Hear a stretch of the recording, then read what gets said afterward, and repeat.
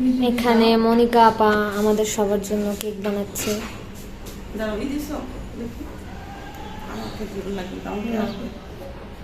এটা তো বাটার সবগুলো দিও না, তিন চামচ তো।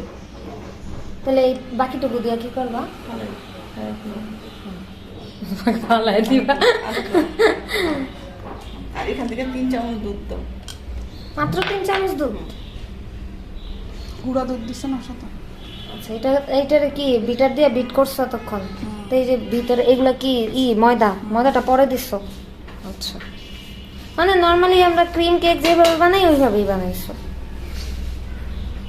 এটা ওই যে কি জানি ওই যে ডিম ফেটার যে একটা মেশিন, ওইটা দিয়া করলে তাড়াতাড়ি হতো না? তাহলে কি এই ফাইটা যায় ফোনটা? তুমি যদি ঘুরাচ্ছা দিয়ে ঘুরাইতে তাহলে ভালো হতো। এটা তো জানি কিন্তু তুমি কি সব ময়দা একবারে নিয়ে নিছো? এই জন্য মানে দলা পাকায় গেছে না? জালি ঝাঁকনি দিয়া ঢাকা নিলে এটা দিয়ে ঘুরানি দাও তাহলে মনে হয় হয় যে এটা দিয়ে নাও, এটা ঘুরিয়ে দাও। তাহলে তাড়াতাড়ি হয়ে যাবে। কেকটা খেলামনির কেক রেডি হয়ে গেছে, এখন এটা শারিনা কাটবে। শারিনার নাকি আজকে জন্মদিন, অল্প করে কাটতে হয় মাম, অল্প করে হ্যাঁ হ্যাঁ হ্যাঁ। বিসমিল্লাহ বলো শারিনা, বলো বিসমিল্লাহ বলো। হ্যাঁ দিয়ে দাও।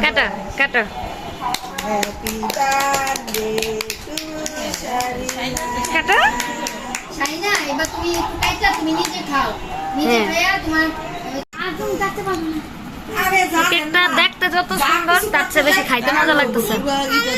কত সফট, সবকিছু করবো না বুঝছেন? ওইছে আমাকে কেক তো নেই বোতা বানায়